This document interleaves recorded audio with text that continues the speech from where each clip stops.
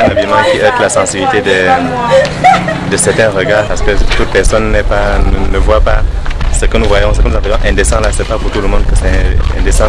Certaines personnes préfèrent voir ça comme ça et ils sont à l'aise, d'autres peuvent voir et ça les dérange.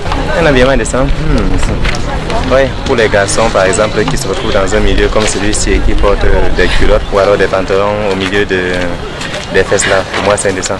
Et les filles aussi qui veulent être sexy et portent des mini jupes là pour venir ici ouvrir les jambes devant les enseignants.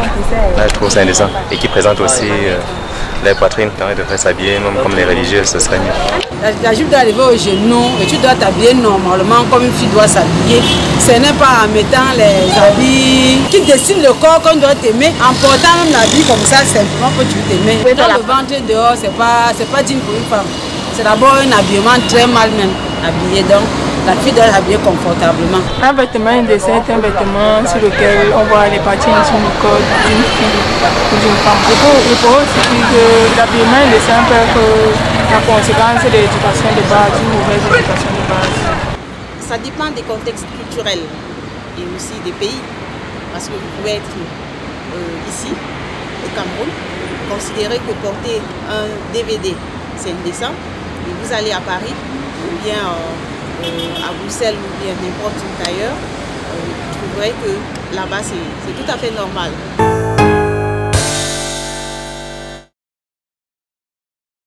L'indécence vestimentaire en milieu jeune est un aspect qui est très sensible par rapport à ce que nous attendons du type d'homme que nous voulons pour notre société.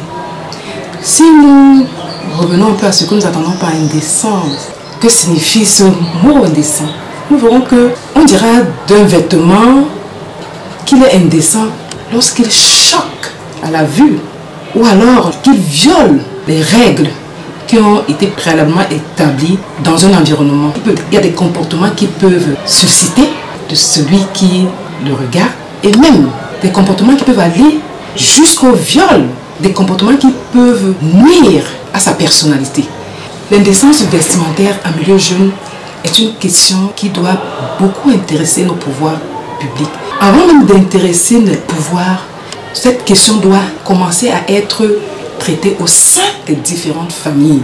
Parce que l'enfant qui se retrouve dans la rue avec un vêtement indécent, il est sorti de quelque part.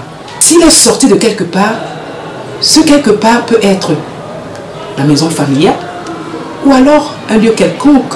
Et les parents sont tenus de regarder à ce que leurs enfants mettent sur le corps. Cela relève également de leur éducation. Donc je voudrais dire que c'est une question qui est très très importante pour le développement, non seulement du jeune, mais de la société tout entière.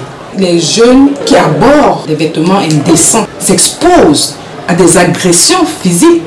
On peut les agresser parce qu'ils présentent des parties de leur corps qui devraient être couvertes. L'indécence, elle est masculine comme elle est féminine, elle est générale. Il y a des jeunes garçons qui, au lieu de s'habiller décemment, au lieu que le pantalon arrive autour de la taille, le pantalon laisse la taille et est plutôt en dessous du derrière, ce qui n'est pas normal.